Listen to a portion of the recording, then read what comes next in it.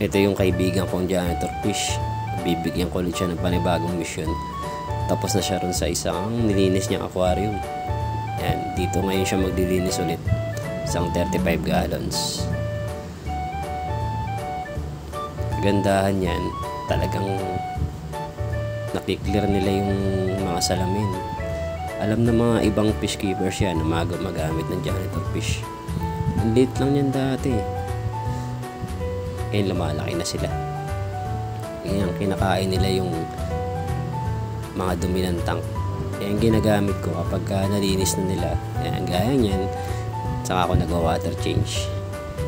Yan yung mga nalinis nila. Isang araw lang yan kaya nilang linisin. 35 gallons nga pala yan. Yan yung isa kong mga technique. Alam na rin ng iba yan. Happy fish keeping. Alright.